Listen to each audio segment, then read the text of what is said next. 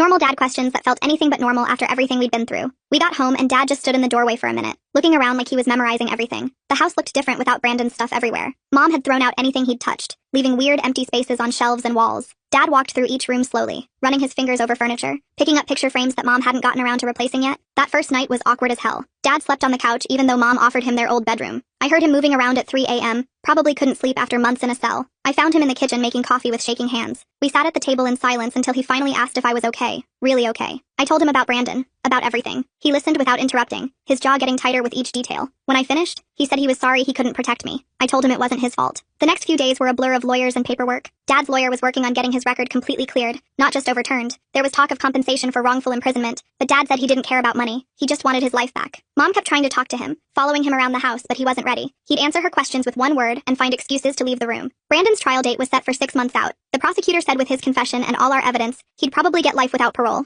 They'd linked him to 3 other murders in different states, all with similar patterns. He'd frame someone close to the victim, then swoop in to comfort the grieving family. The detective said we were lucky, that his other victims hadn't survived to expose him. I went back to school, but everything felt different. Kids whispered when I walked by. Everyone knew about Brandon and Dad by now. Ashley stuck by me though, and a few other friends who actually mattered. My teachers were extra nice, which almost made it worse. I didn't want pity, I just wanted normal. But normal was gone, probably forever. Dad started working construction with Uncle Henry. Manual labor, he said, helped clear his head. He'd come home exhausted and covered in dust, but he seemed calmer. He was seeing a therapist too, some guy who specialized in wrongful conviction trauma. Dad didn't talk about the sessions, but I could see they were helping. He stopped flinching when doors slammed, stopped checking locks obsessively. Mom moved out after 2 weeks. She rented a small apartment across town, said she needed space to figure things out. I was relieved, honestly. The tension when her and Dad were in the same room was suffocating. She'd betrayed him in the worst way possible, even if Brandon had manipulated her. Some things you can't come back from. She asked if I wanted to stay with her sometimes, but I said no. I needed to be with Dad. The divorce papers came a month later. Dad signed them without reading them, just wanted it over. Mom gave him everything. The house, the car, full custody of me. Her guilt was eating her alive. She started seeing a therapist too, trying to understand how she'd been so blind. I felt bad for her sometimes, but then I'd remember how she chose Brandon over Dad, how she didn't believe me, and the sympathy would dry up. Uncle Henry became a regular at our house. He'd bring his kids over on weekends and we'd have cookouts like the old days.